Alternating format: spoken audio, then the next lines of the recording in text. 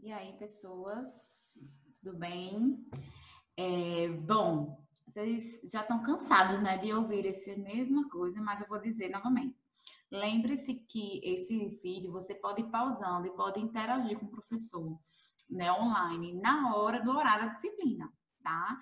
Então, eu estou lá 100% disponível. Então, se seu horário é na terça de noite, se é na terça de tarde, então eu vou estar lá para interagir com vocês. Alguns estudantes já estão fazendo isso, né? Uma boa parte. Realmente me surpreendi, porque eu achei que vocês iam cagar para a disciplina, assim, tipo, né? Muita gente não ia estudar. Claro que tem algum ou outro, né, que faz isso, a gente não tem como ter controle, mas a maioria, graças a Deus, eu tô vendo que vocês estão se interessando, buscando aprender o conteúdo e tudo mais, tá? Então vamos para a nossa última aula, né, do semestre, aula teórica. Na verdade, é correção de exercício, né? A aula teórica, as aulas teóricas já tiveram e agora a gente vai ter só a parte de correção de exercício, tá? Então deixa eu ajeitar aqui a tela para melhorar a visualização.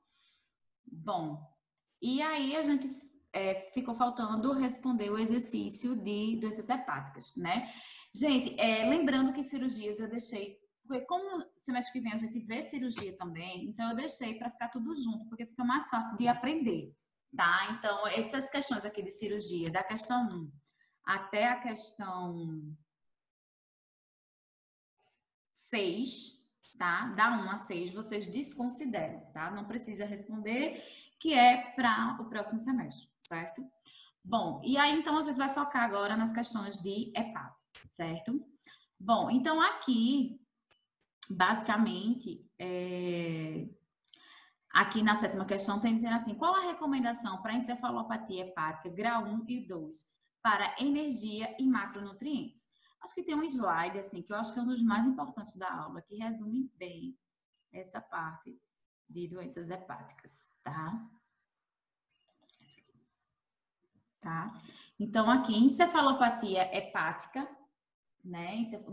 Quando que aí vocês, não sei se vocês lembram da aula, lembrando que para vir para essa aula tem que assistir as outras, né? Senão vai ficar voando, né? Que eu falei da encefalopatia hepática, né? Que é quando o paciente ele tem movimentos involuntários, entra em coma, pelo acúmulo de amônia, né? Então, por qual o motivo dessa amônia, né, tá acumulada? Então, o que é que acontece?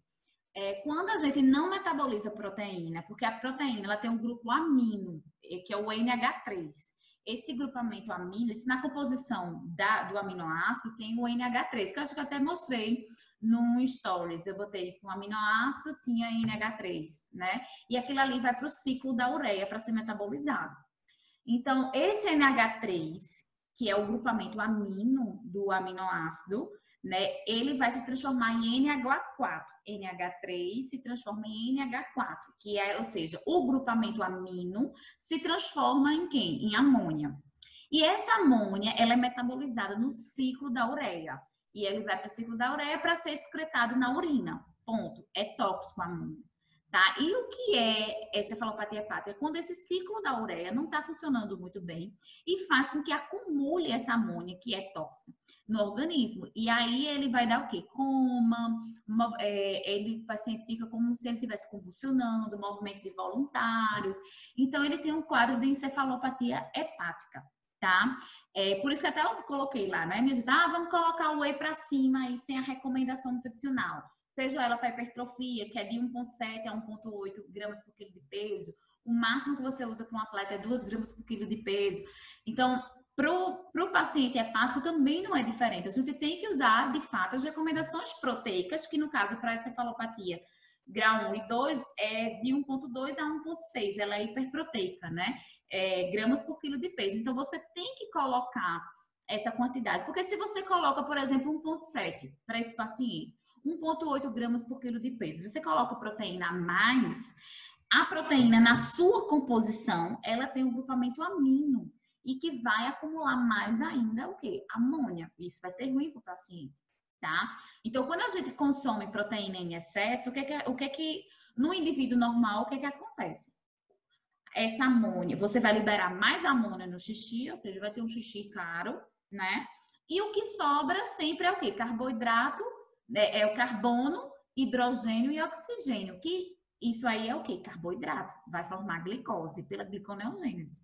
Então, o excesso de proteína, né, ele vai virar glicose. E se tiver muita glicose, né, na forma armazenada de glicogênio, vai virar gordura. Então, assim, teoricamente, esse negócio, vamos botar o whey pra cima, não rola, tá? Então, a gente tem que obedecer as recomendações nutricionais. E para encefalopatia hepática não é diferente, tá? Então, a gente precisa colocar de 1,2 a 1,6 gramas por quilo de peso, tá? De proteína.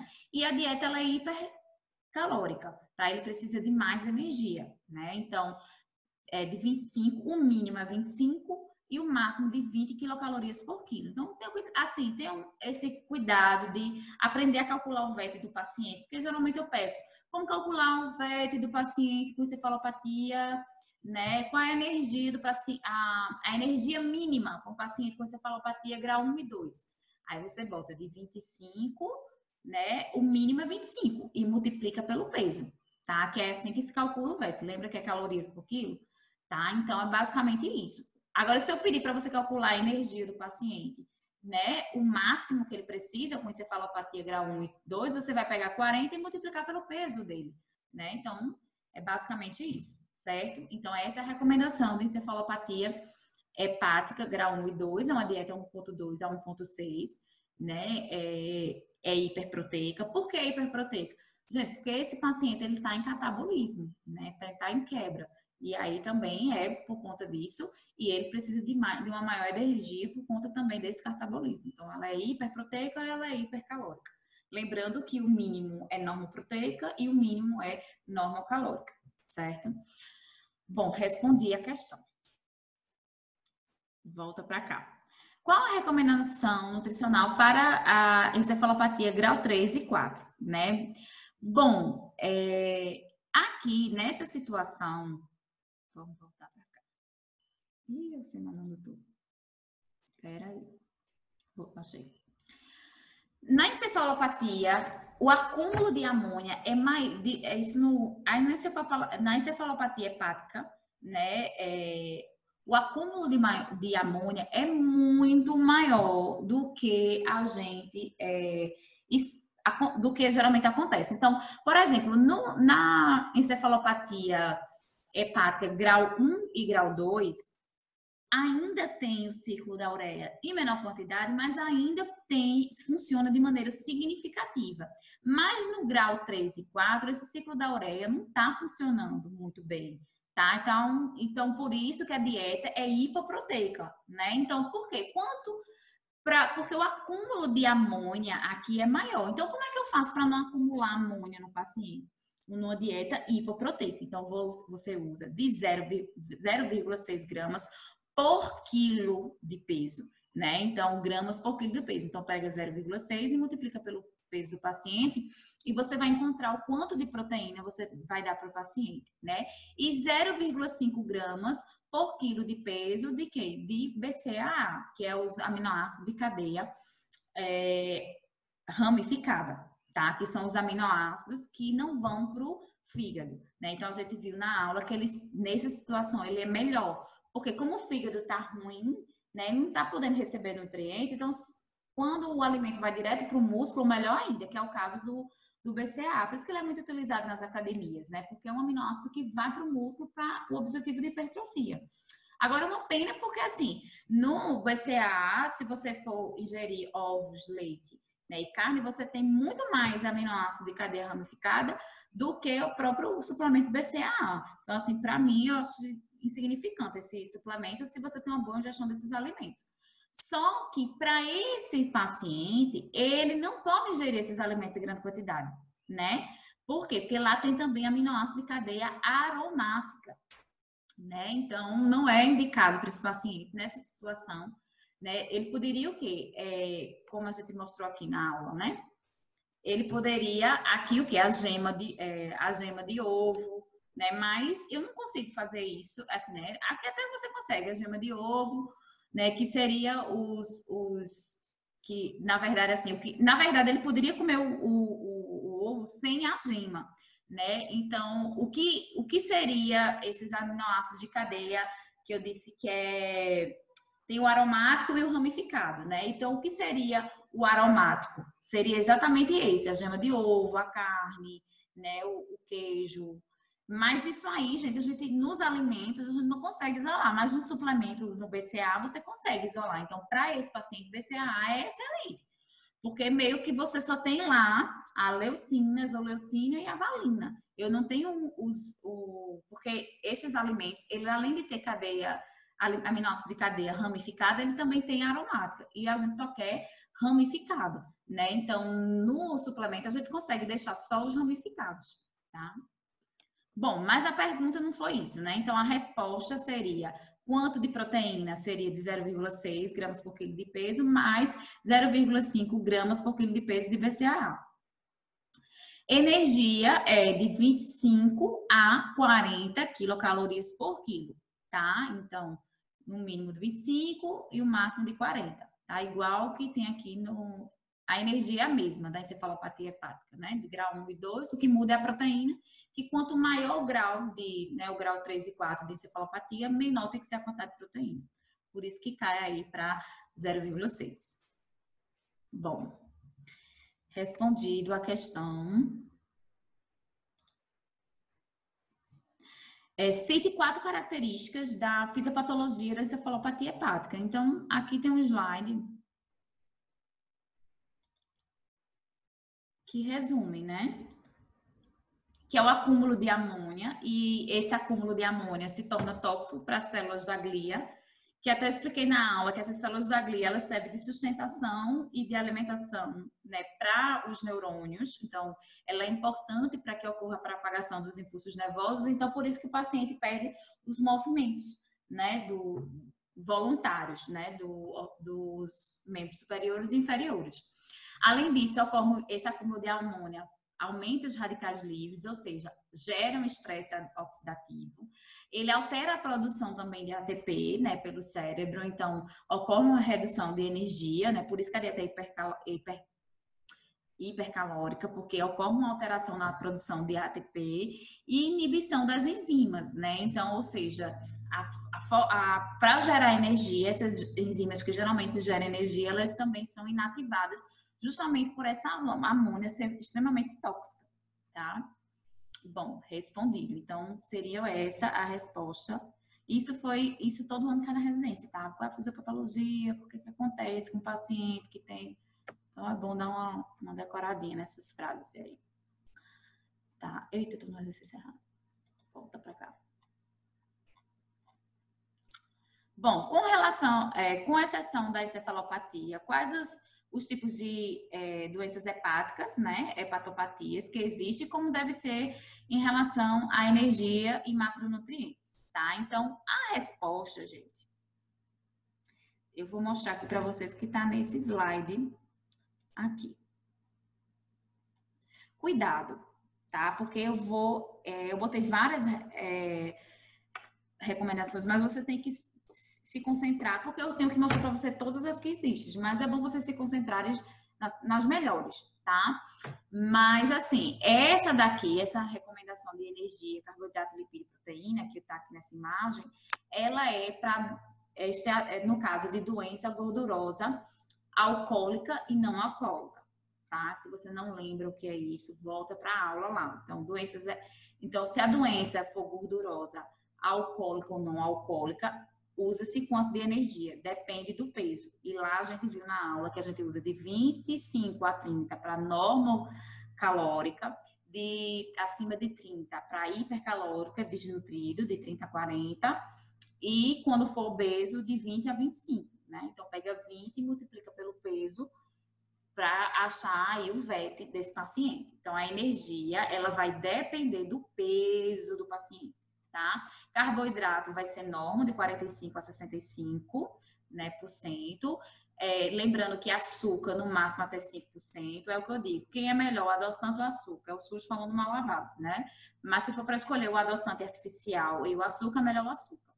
Se for o açúcar e o açúcar natural, o açúcar, né, comum que a gente tem, refinado, comparado com os adoçantes naturais, né, xilitol e titol, obviamente que eles são melhores, mas também são mais caros, tá?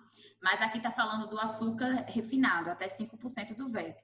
Fibras de 20 a 30 gramas e gordura de 20 a 30%, né? Nunca passar de 30%, certo? Então, essa eu pedi de todas as doenças hepáticas. Essa aqui eu só falei da doença gordurosa hepática, alcoólica e não alcoólica.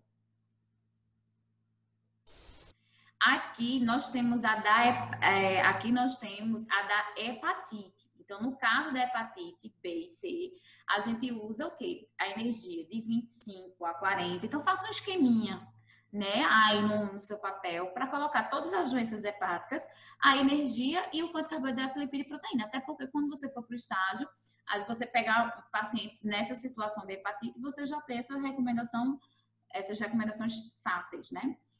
Então, no caso de hepatite, você usa de 25 a 40 quilocalorias e proteína hiperproteica de 1,2 a 1,5, carboidrato normal de 50 a 55 e proteína de 30 a 35%, tá? Então, aqui ele pode um pouquinho mais de gordura, porque não é como na doença hepática gordurosa, né? Não tem acúmulo de gordura no fígado. E é hiperproteica porque a hepatite é como eu posso dizer, é uma inflamação, então a inflamação é hiperproteica e também uma doença metabólica, né, que demanda muita energia, por isso que no final multiplica por 40, tá? Começa com um mínimo de 25 até o máximo 40, tá? Então, fica atento. Se eu pedir o VET, a energia do paciente com hepatite, a energia mínima, você usa 25 e multiplica pelo peso. Se eu pedir o VET máximo desse paciente, você pega 40 e multiplica pelo peso, certo? E a proteína da mesma forma. Aqui é o valor mínimo e aqui é o valor máximo. Lembrando que na esteatose hepática ou doença hepática gordurosa, alcoólica e não alcoólica, lembre-se que a proteína, ela é norma, tá? Então, ela acho que tem os valores aqui, ó, de 15 a 20%, né? De 0,8 a 1 grama por quilo de peso, que acho que eu esqueci de falar. Então, acrescente aí também. Porque eu pedi energia e macronutrientes, que é carboidrato, né? Lipídio, aqui é a gordura e também a proteína.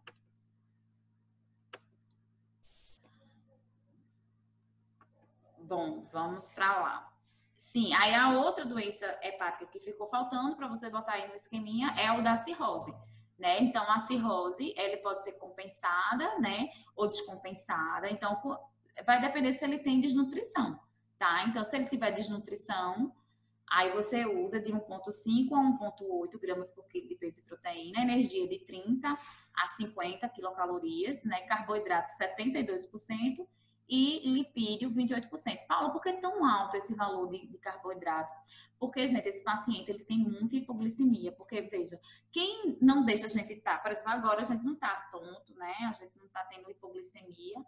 Mas por quê? Porque o nosso fígado está quebrando glicogênio, está quebrando e transformando em glicose e já lançando essa glicose na corrente sanguínea. Então, a gente não tem hipoglicemia. Só que esse fígado não está funcionando. Então, é muito comum esse paciente ter hipoglicemia. Então, por isso que tem ali nessa situação desse paciente, esse valor tão alto, né, de carboidrato, 72%, tá?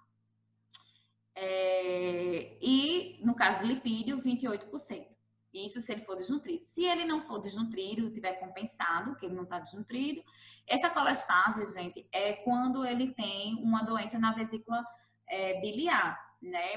Aí nessa situação ele tem cirrose e algum problema na vesícula biliar, né? Então aí já seria esse tipo de energia. Mas como a gente vai estudar próximo semestre as doenças da vesícula biliar, então tranquilo, tá? Cirrose compensada, quando ele não tem desnutrição, ele usa de 1,2 a 1,5, né? Porque também ele está no quadro de inflamatório, de 1,2 a 1,5 gramas por quilo de peso. E a energia ele usa no mínimo 35 e o máximo aí de 40. Carboidrato de 55 no mínimo e o máximo de 70% e lipídio de 25 a 30%. Então, fechou aí seu esqueminha, tá? De todas a gente viu toda a recomendação de energia e macronutrientes de todas as doenças hepáticas. Bom, deixa eu ver. Aí agora eu perguntei qual tipo de aminoácido deve ser priorizado na encefalopatia. Então, como eu expliquei, a gente tem que priorizar os aminoácidos de cadeia ramificada. Por que não o aromático? Porque o aromático, gente, ele vai, todos os nutrientes, não só, esse aromático, ele vai para o fígado. Então, geralmente, todos os nutrientes, eles vão para o fígado. Por isso que ninguém pode sobreviver mais de 6 horas sem o fígado. Por quê? Né, o que que acontece? O fígado, ele vai dizer assim, tá precisando de glicose? Toma glicose. Isso aqui é aminoácido, pronto, esse aminoácido vai para o cérebro. Então, meio que o fígado, ele faz a distribuição dos nutrientes. Então, tem um aminoácido, que é os aminoácidos de cadeia ramificada, que é leucina, valina e isoleucina, eles vão direto para o músculo. Então, digamos assim, teoricamente se impede o trabalho do fígado. E como o fígado está ruim nessa situação, então quanto menos trabalho, melhor. Então, por isso que a gente tem que priorizar os aminoácidos de cadeia ramificada e não o aromático. E cite exemplos, né, presentes nos alimentos. Então, aqui, nesse último slide aqui.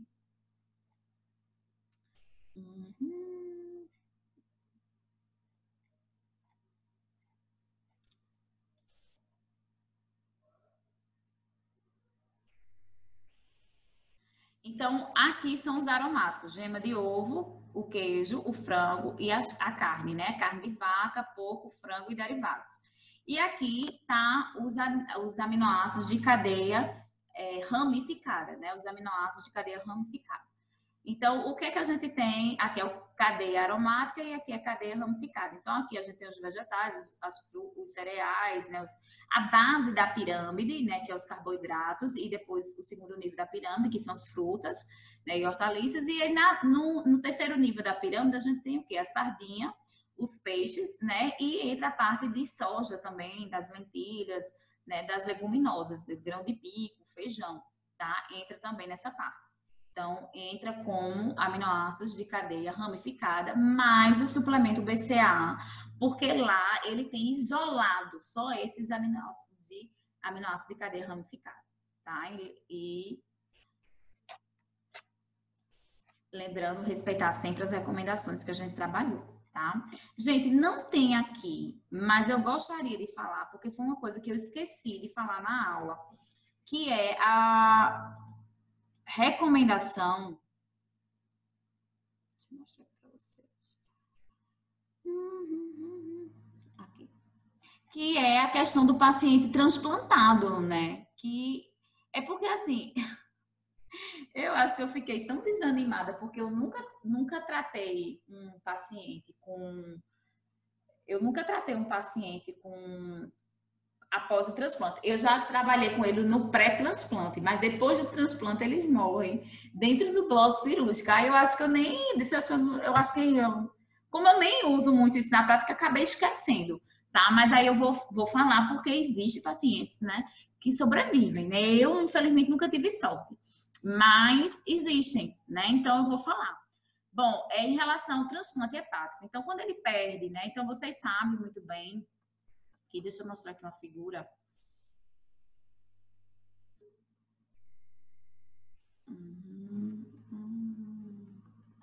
Não tá aqui. Enfim, mas o que é que eu queria dizer para vocês? Eu pensei que eu tinha colocado essa figura, mas infelizmente não botei. Ok, não tem problema não, eu falo. Vê.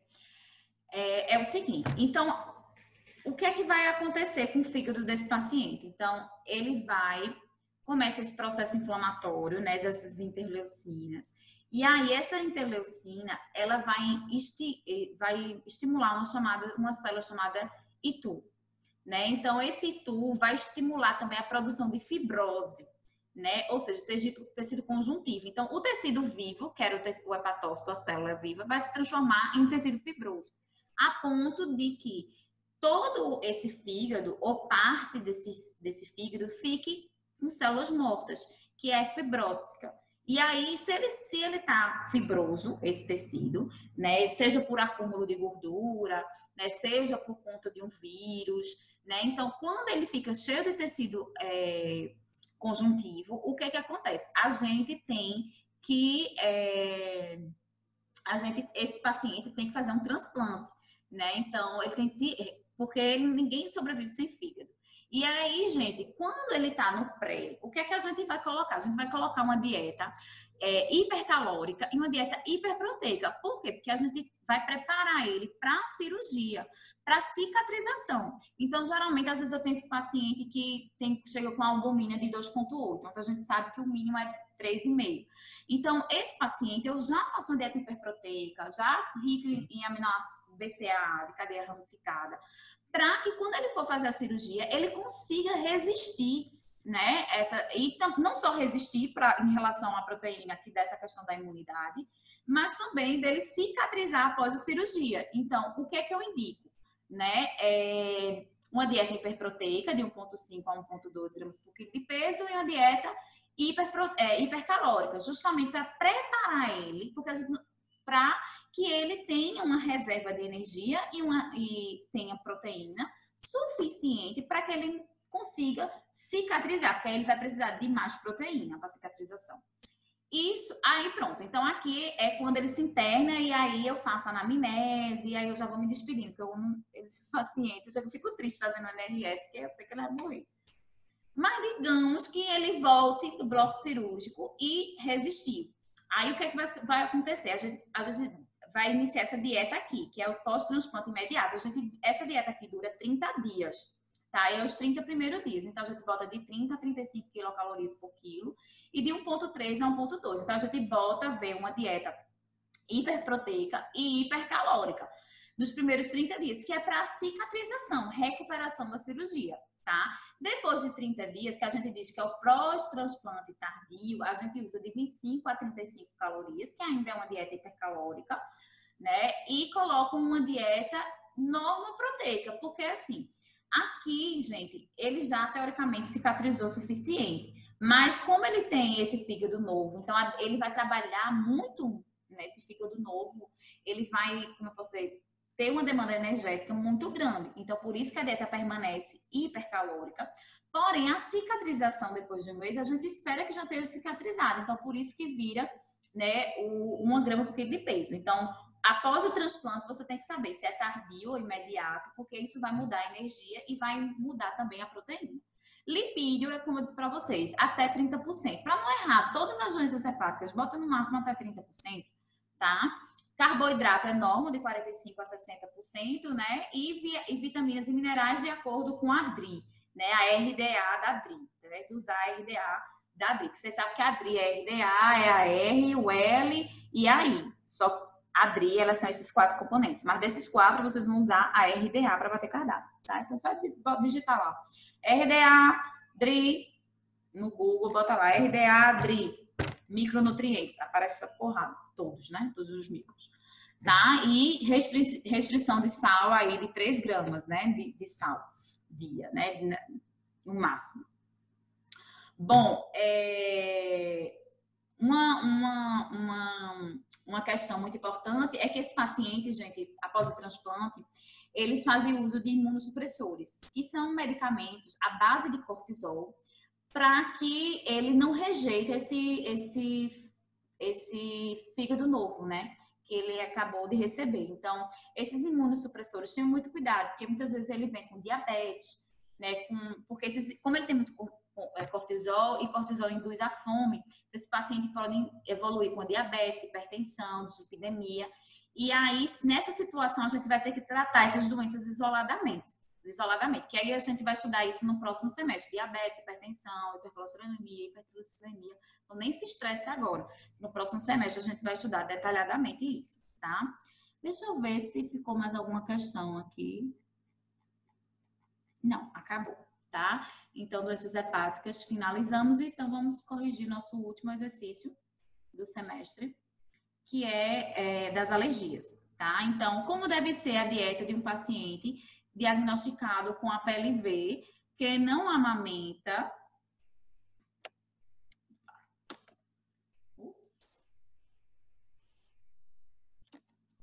A PLV que não amamenta considera a criança menor de 1 ano e acima de 1 ano. Então, eu vou fazer 2 paralelos, né? abaixo de 1 ano e menor de 1 ano. Vou começar com menor de 1 ano. Nessa situação que não amamenta, de 0 a 6 meses, você só vai, como ela não amamenta, tá, gente? Nessa situação, você vai usar a fórmula láctea, né? E aí você vai usar uma oligomérica,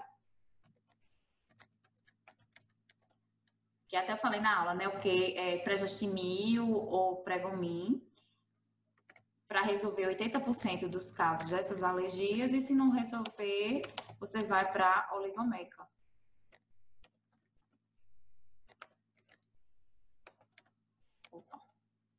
Oligomérica, que resolve 20% dos casos. Tá?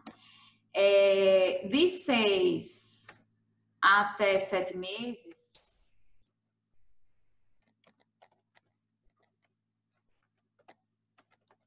você, além da dieta oligomérica,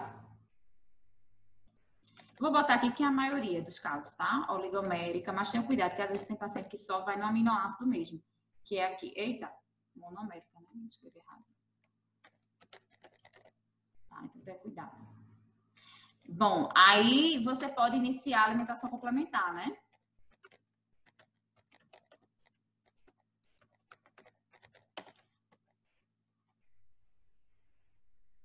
Que pode ser por BLW, que é na consistência normal, né? Esse termo BLW é um termo em inglês que significa autocondução do bebê. Ou seja, o bebê sabe a hora de comer, sabe a hora de parar de comer, que ele consegue regular. Então, ele sabe a hora de comer, ele sabe a hora de parar, ele conhecer o alimento, ele cheirar, ele tocar, ele deixar a criança não usar utensílio, não usar babador, ele deixar a criança semelar, ela conhecer o alimento. Né? Então, é usar na consistência normal. Então, geralmente, o corte é geralmente do tamanho de um dedo, né? Nesse meu dedinho aqui de indicador. Você deixa a banana nesse, mais ou menos nesse tamanho, e aí a criança vai lá, pega, espreme, enfim, deixa ela conhecer esses alimentos, tá? Então, a BLW é dessa forma. Ou você pode fazer pelo Ministério da Saúde, que indica papa, né? Papa salgada e doce.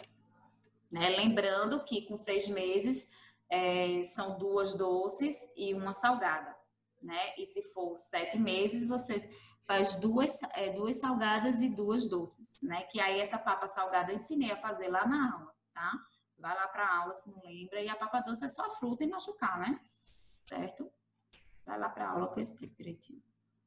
A aula de alergia. Né? De 8 a 9 meses, mesma coisa, né? Vou botar aqui.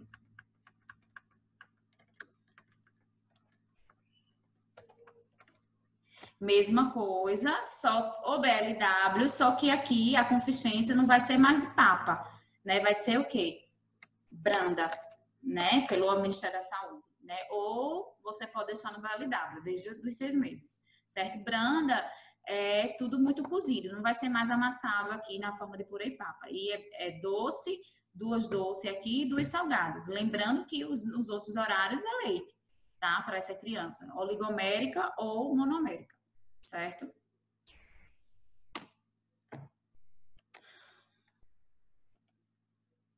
Dez meses, gente, de 10 meses a 1, eu vou botar aqui, porque isso aqui também vai até 12 meses, né? De 8 meses até 12 meses. E acima de 1 ano,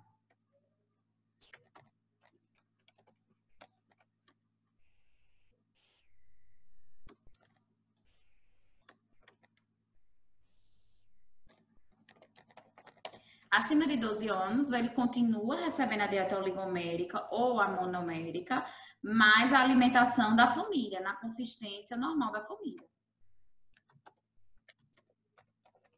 Tá? Então, ou permanece aí também o BLW. Não tem que ser mais alimento bem cozido ou na branda, que é o alimento bem cortado, né? A branda é o alimento muito cozido, então essa banana, ao invés de ser amassada, né, ela seria bem cortada, né? Mas aí na alimentação você já deixaria como alimentação da família, tá? Acima de 12 meses, a gente não, a gente pode substituir a monomérica pela soja, tá? Então, a gente pode ofertar soja, mas tem que ficar atento para ver que às vezes ele tem alergia à proteína do leite de vaca e tem a soja também. Aí, se tiver, permanece a oligomérica. Se não, acima do ano você deixa a soja, certo? Tem um Nansói, Leve Soy. Na verdade, nem Nansói, é o Leve Soy. O Nansói é até 1 ano, né? Então, se ele tiver intolerância à lactose, aí vai Nansói, que é de 0 até 1 ano, tá? Bom, eu acho que eu resolvi aí o problema, certo? Ou, vou botar aqui o oligo, ou mono. Eu tenho um paciente que ele só ia na monomérica, viu? Pense no menino caro, lindo, lindo, lindo, lindo. Menino, olho azul, azul, azul, azul. Lindo, lindo, lindo, menino. Nunca vi um menino tão bonito. Mas pense no menino caro, nunca vi.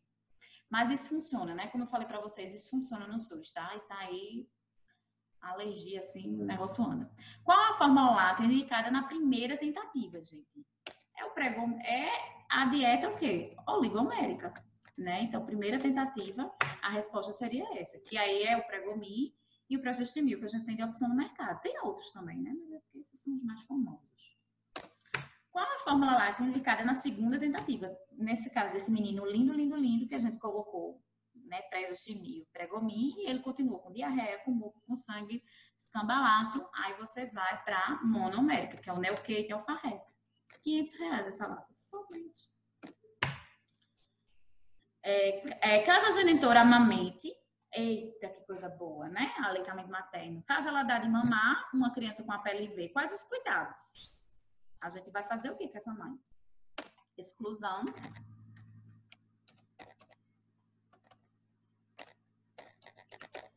Total de leite e derivados. Fechou? E aí a gente sabe, né, minha gente? Amamentar não é fácil, né? Então, é como eu botei lá no stories, eu digo, ó, minha gente, claro que se você bota uma mucilagem, não é indicado mucilagem antes dos 6 meses, tá? Mas se usar com 6 meses é menos ruim, porque teoricamente o intestino dessa criança é muito, muito primitivo, não vai conseguir metabolizar esse carboidrato, né, esse amido. Ele não tem essa amilase pancreática tão desenvolvida, né? Mas, assim, é menos ruim usar com 6 meses, mas o ideal é não usar a mucilagem. Por quê? Porque a mucilagem diminui a produção de leite, tá? Então, é uma fibra solúvel, então, obviamente, que a criança vai se sentir menos fome. E o leite materno, vocês sabem, né? A criança faz xixi e sente fome de novo, aí vai ter que dar peito de novo. Já na mucilagem, né, no mucilon, Neston, farinha láctea, ele demora bem mais, já que tem fibra solúvel, ele sente mais saciedade. Mas isso diminui a produção de leite, porque vocês sabem que a produção de leite é a maior produção de leite. Qual é o principal fator que aumenta a produção de prolactina? É isso aqui, ó. Sucção. Então, se o bebê decidir sugar, ele pode varar à noite, minha amiga, mas vai ter produção de leite para ele na hora que ele quiser. Então, ó. Né? Então, até alguém perguntou, professora, quantas mamadas é indicado? Minha gente, é livre demanda. Sabe o que é livre demanda? Em outras palavras, tu se lascou, o peito não é mais teu, o bebê que decide a hora que ele vai mamar. Na hora que ele quiser, tá? Então, quanto mais ele fizer isso, mais. Por isso que a mamadeira, a chupeta, essa mucilagem, reduz a sucção, porque dá mais saciedade para ele, né? E menos esforço, a mamadeira, no caso, né? Então, ele vai parar de fazer. Obviamente, a produção de leite vai diminuir. E é muito interessante que, se uma mãe ela for para o deserto do Saara, o leite dela vai ter mais água na composição. Se ela for para um lugar que é frio, extremamente frio, ela vai lá para a Noruega, a produção de leite também acompanha, a composição do leite materno também acompanha a temperatura, então vai ter menos água. Vixe, como Deus é interessante, né? Impressionante, porque eu sou do sertão, né? Eu sou de algodão. Se você não conhece algodão, você não conhece a vida, tá? Então bota aí no mapa algodões. A gente morava lá de favor, uma reserva. Quando vim parar aqui, qualquer dia desse eu conto minha história. E lá a gente morava num colégio, né? Meus pais e minha mãe eram professor, e, enfim, ficaram se humilhando lá para a gente morar lá de graça. Enfim, moramos lá no colégio. E é interessante que lá o sol é tão grande de rachar, né? Tipo assim, o sol às vezes fica de rachar. Você fica com umas rachaduras assim. E aí, o leite materno daquela mãezinha lá de algodões é diferente do leite materno daqui da mãe da capital, né? Por quê? Porque ele vai variar conforme a temperatura, né? Então, muito frio, muito quente também, já para não desidratar essa criança. É um babá. Tá? Então, excluir leites derivados, lembrar que essa mãe acha que leite é só o leite, né? Mas ela tem que entender que iogurte, queijo, bolo, bolacha, tudo isso leva leite. Pão, leva leite. Então, ela ter esse cuidado, que ela acha que leite é só se for branco. Se não for branco, não é leite, então ela pode comer à vontade. Já teve vários casos de criança com diarreia por conta disso. Bom, quinta questão. Qual a recomendação nutricional para o paciente celíaco em relação à energia e macronutrientes? Então, a energia é conforme o estado nutricional, tá? Então, tem um slide aqui que resume muito bem. Gente, lembrando que 25 a 30, você usa se o paciente for eutrófico, você quer manter o peso. Então, a altura do campeonato dessa, você não tem aprendido isso, você cria vergonha. Que você aprenda, você anota isso no papel, você bota na parede, você bota no espelho, mas você aprenda isso. Então, você usa de 25 a 30 para calcular o VET, se ele quiser manter o peso. Então, pega 25 e multiplica pelo peso. Se ele for desnutrido, por exemplo, eu peguei um doente celíaco, um paciente com doença celíaca com IMC de 12, eu usava 25? Não, eu usei 40 para desnutrido, usa 40 quilocalorias por quilo. E se for obeso, você usa 20 e multiplica pelo peso, tá? E aí esse paciente tem que perder de 500 gramas a 1 quilo por semana. E o desnutrido ganhar de 500 gramas a 1 quilo por semana. Então, é basicamente isso. Não vai usar 25 para tudo, não, tá? Vou até consertar isso aí, porque senão o pessoal vai pensar que é para todo mundo. Não venha com isso, não. Tira 0. E aí, a normolipídica, porque não envolve muito lipídio, 25%. Normoglicídica, 55% de carboidrato. Melhor carboidrato, minha gente, é botar 50. Já tem recomendação, você botar 50. É um dos melhores valores que vocês podem botar de carboidrato numa dieta saudável, né? Indivíduo saudável. E hiperproteica, porque é uma inflamação, né? Lembre-se que esse paciente, ele tem uma doença crônica inflamatória, né? Uma doença inflamatória, ou seja, dentro do intestino, a gente vai produzir anticorpos que vai destruir, né, nossas próprias células, né? Na presença de glúten, certo? Então, ela é uma inflamação, então é hiperproteica. Então, respondido aí a quinta questão. Sexta questão, quais os alimentos os celíacos pode e não pode ingerir, tá? Então, aí é só aquele ter esse cuidado. Vou botar aqui o que não pode, porque aí o que pode sobra, é o que sobra, né? Trigo, cevada, tudo que for de trigo, né? Então, pão, pizza. Claro que tem receitas de pão, de pizza, de batata doce, de inhame, tem de... Ai, tem um que eu gosto muito, sou viciada. Couve-flor, pizza de couve-flor. Então, claro que pode. Eu tô falando do comum, tá? Bolacha, biscoito, pão, macarrão, né? Então, cachorro-quente, pastel, nessas guloseimas, né? A base de trigo, ele não pode. Cevada, então essa cerveja não pode, tá? E a gente tem também o centeio. Também ele não pode, tá? E também a aveia, que ele não pode por tabela, né? Porque não porque a avidina, ela tem glúten, mas é por conta do risco de contaminação. Então, a exclusão aí da aveia, tá? E o resto ele pode, tá? Então, se eu pudesse, minha gente, ó, deixa eu pegar aqui. Deixa eu tirar minha cabeça daqui. Se eu pudesse, deixa eu ver se minha internet vai ajudar. Se eu pudesse pegar, por exemplo, a pirâmide alimentar, ela tem todos os nutrientes, certo? E esse meu computador, essa minha internet. Na verdade, não é nem a internet, minha gente, é meu computador que é velho, porque eu já devia ter comprado outro. meu guerreiro de guerra, mas eu tenho um apego emocional a esse meu computador, porque eu já chorei muito nele, eu já fui mestrado, doutorado, tudo sofrendo nele, entendeu? Se eu tenho um apego emocional, eu tenho isso, assim, eu compro um negócio, eu fico com apego emocional. Mas eu tenho, mas já tá tudo, eu já botei tudo no backup, para não perder. Deixa eu botar aqui. Sabe quanto tempo eu tenho ele? Deixa eu dizer para vocês. Computador. Poxa. Casou em 2011, 2012. Desde 2012. 13, 14, 15. 2013, 14, 15, 16, 17. 8 anos. Vixe Maria. Pirâmide. Pirâmide alimentar. Meu marido só vai dizer, menina, compra outro computador, não sei o quê. Eu fico com pena. Só quando eu acho que isso aqui acabar mesmo, assim, tipo, morreu. Aí eu compro. Adoro meu computador. E ele é todo rosa, adoro. Não tem computador mais rosa, eu já procurei. Tá servindo, com toda dificuldade, mas tá servindo. Ó, gente, eu vou botar aqui uma ilustração. Que aí, deixa eu só...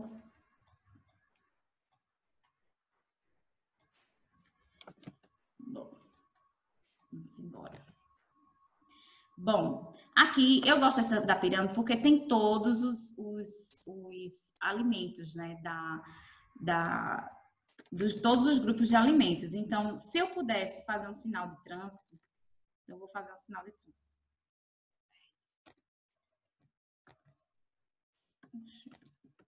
Tá doida? Pronto.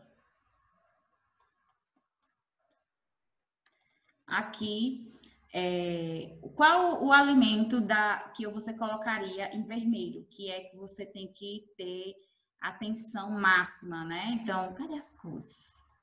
Aqui. No celíaco, seria esse daqui, tá? Então, basicamente isso, né? A base da pirâmide. Ah, Paula, mas aí o que ele não vai poder aqui? A gente tem aqui, ó. A gente tem aqui o pão, né, o trigo, o macarrão. Ele não vai poder. O pão aqui também, novamente, não pode. Agora, milho ele pode, né? Então, aqui as raízes, tubérculos, ele pode. Então, macaxeira, inhame, ele vai poder, tá? Então, batata doce, ele vai poder, tá? Aqui, ó, batata. Agora, milho, não. Arroz, ele vai poder, tá? Então, eu boto vermelho aqui porque a gente ficar atento, porque esse é o grupo que ele tem a alergia, né? Que ele tem essa sensibilidade. Aqui eu colocaria para esse paciente, cadê? Verde, que está autorizando. Opa.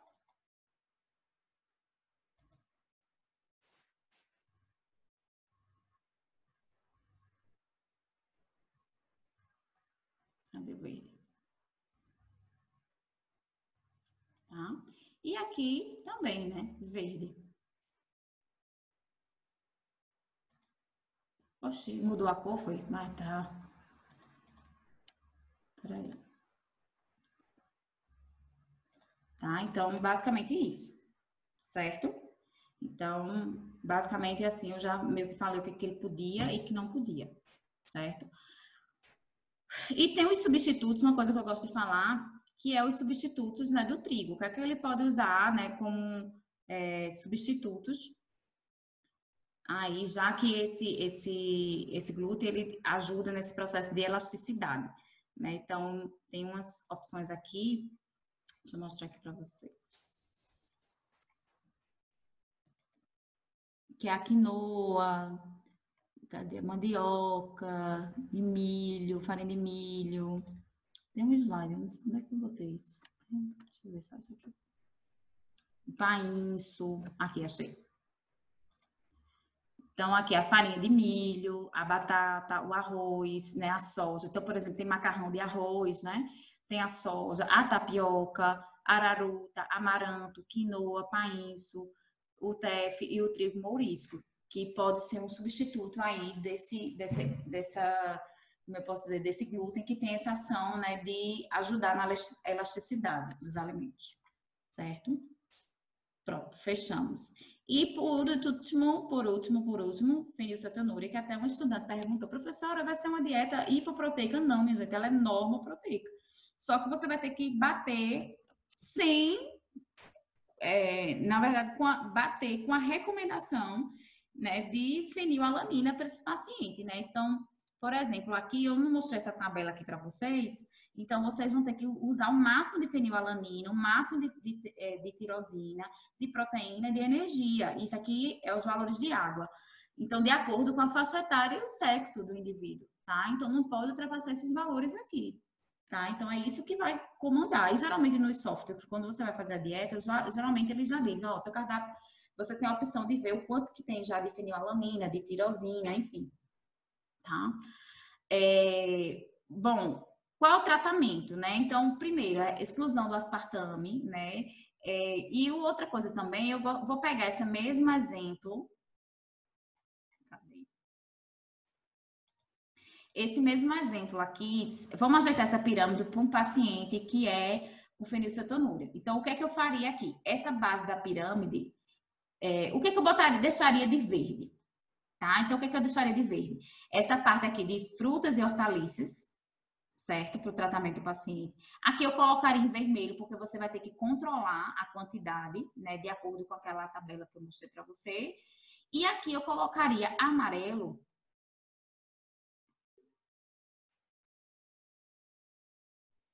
porque alguns alimentos aqui, por exemplo, o arroz, o feijão, na verdade o arroz, né? Porque o feijão é desse grupo aqui. Ele tem uma quantidade de metionina, né? De aminoácidos importante, mas não é que você vai tirar. É você ver, como eu posso dizer, a quantidade, né? Obedecendo aquela quantidade que o software vai te mostrar, né? Obedecendo justamente essa tabela aqui, tá? Então, o que é que você faria nesse sentido? Eita! Basicamente isso. Então, a gente deixaria amarelo aqui, porque também esses alimentos são ricos em proteína, tá? Mas aí é menos, então por isso que é amarelo. Verde, que ele tem ingestão livre, e aqui que é a ingestão puramente controlada, que é o grupo do leite, carnes e feijão. A dieta, gente, ela vai ser normoproteica. Ah, Paula, mas eu vi que pelos alimentos eu só consegui colocar uma concha de 3 colheres de feijão, uma colher de feijão e, sei lá, 20 gramas de frango, e já bateu a cota de fenilalanina que ele precisa para aquele dia. O que é que a gente faz para continuar normoproteica? Aí você vai usar aquele leite PKU para bater a proteína dele, mas é uma dieta normoproteica. Você não vai deixar o paciente hipoproteico para ele não desnutrir, certo? Então, basicamente é isso. Então, minha gente, finalizamos, certo? Teve mais alguma? Não. Foi só isso mesmo. Sim, também, gente, não esquecer também a suplementação, o tratamento, a suplementação de tirosina, né? Então, suplementar tirosina que para atingir aqueles valores, né? Já que a tirosina é um derivado da fenilalanina e eles não conseguem, né, produzir, certo? Então, não esquecer também no tratamento. Basicamente, essa resposta tá aqui, ó, desse quesito. Tem um slide aqui que tem tudo resumido. Tá? Então, pobres alimentos de proteínas e proteínas, tanto as proteínas de origem vegetal e animal, não usar aspartame, incluir frutas e vegetais com baixo teor de proteína, restrição, né, da fenilalanina, que é dos grupos das carnes, e suplementação da tirosina, né? Quanto de tirosina? Suplementação de tirosina em torno de 100 a 200 miligramas, né, por dia. E o leite materno, ele geralmente é controlado de acordo com o número de mamadas, porque o leite materno também tem fenilalanina. Tem paciente que tolera 2 mamadas, 3 mamadas, 4 mamadas, isso varia de paciente para paciente, tá? Bom, gente, então, queria parabenizar vocês pelo semestre, agradecer nossa última aula, queria me despedir de vocês, né? Então, já vou dizendo que vou sentir falta, né? Eu sei que eu já sinto falta do presencial, mas querendo ou não, como a gente está sempre interagindo no horário da disciplina, sempre estou recebendo respostas, feedback, sempre estou interagindo com o pessoal da noite, no horário da noite, e com o pessoal da tarde, no horário da tarde. Então, sempre a gente está muito junto, então essa saudade da distância meio que a gente consegue resolver nesses áudios que a gente fica mandando, vai e não vai, né, pelo Instagram. Mas, assim, vou sentir falta, né? Porque, querendo ou não, vocês se empenharam, então vocês sempre estão me procurando, sempre estão tirando dúvidas, sempre estão fazendo exercícios, sempre estão assistindo aula. Então, querendo ou não, a gente se acostuma, né, com essa interação. Mas, assim, dizer a vocês, né, que agradecer pelo semestre. Eu acho que eu me surpreendi, eu achei que vocês iam cagar para a disciplina, eu achei que vocês nem iam assistir os vídeos, eu achei que vocês não iam estudar, tá? Mas me surpreendi, porque assim, eu achei que vocês foram além daquilo que eu imaginei. Me ajuda, eu queria ficar com cabeção, mas eu não consigo. Depois que eu não sei, para ficar em imagem grande, né? Mas enfim, é bom que tá eu aí no castelo da Cinderela, então aqui, né, eu tô horrorosa, né? Aqui eu tô com o cabelo feio, né? As unhas horrorosas por conta da pandemia, ali não, tô pelo menos bonita. Né? E aí, o que que acontece? Queria agradecer, porque eu vi que vocês se esforçaram, né? Muita gente está estudando muito, né? A galera de residência. Então, parabenizar vocês, agradecer. Desculpa qualquer coisa, tá? Não, como eu posso dizer, minha intenção é sempre a melhor de ajudar. Espero que vocês tenham gostado. Queria muito ser. Eu sei que às vezes peço desculpa, porque às vezes uma hora ou outra, sei lá, tem algum problema técnico de vídeo, essas coisas. Eu não sou, né? Eu tô odiando isso, né? Digital influencer, blogueira, odeio isso. Mas eu acredito que o principal a gente conseguiu, que é o aprendizado. Então, agradecer a vocês pelo semestre, desculpem qualquer coisa.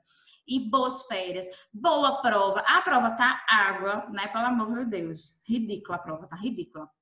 Né? Então, tirem nota boa, se esforcem, né? Fazer as questões, né? Aprenda as questões. Não fica copiando do colega, não. Pergunta como é, se não sabe, pergunta como é, mas aprende, tá? Aprenda para a vida, tá? E agradecer vocês por tudo, desejar boas férias, né? Descansem, né? E façam uma boa prova, né? Primeiramente, depois descansem, né? Aproveitem. E terceiro, a galera de residência se lascou, né? Porque não vai ter férias, não. Então, o que que eu mandei para os estudantes? Eu deixei com Ana Paula, que é a representante da tarde, e com Felipe, o representante da noite, todas as questões de residência. Então, quem for fazer residência nas férias, vocês têm que resolver todas as questões. Todas, entendeu? Então, deixe de preguiça, resolver todas. E a que você errou, você saber o motivo, pesquisa num artigo, que ela bota muita coisa em artigo de internet. Se não achar, procura no livro também, usa livro, usa artigo de internet e aprenda essas questões, porque elas só fazem repetir. Tá? E eu estou à disposição para tirar dúvida também. Eu estou até junho. Agora, julho, não, que eu estou de férias, aí beijo, não me liga.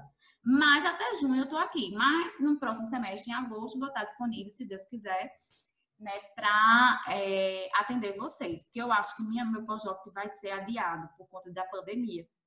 Então, provavelmente, eu acho que eu só vou em janeiro do próximo semestre. Tá? Até então, está cancelado, não pode voar, não pode fazer nada. Enfim. Então, assim, gente, beijo, né? Boa sorte, boas férias, bom tudo. E qualquer coisa, me procura na hora da disciplina pra gente tirar dúvidas, tá bom? Beijo, fui. E eu sempre me enrolo pra fechar isso aqui, mas parei, acho que eu sei.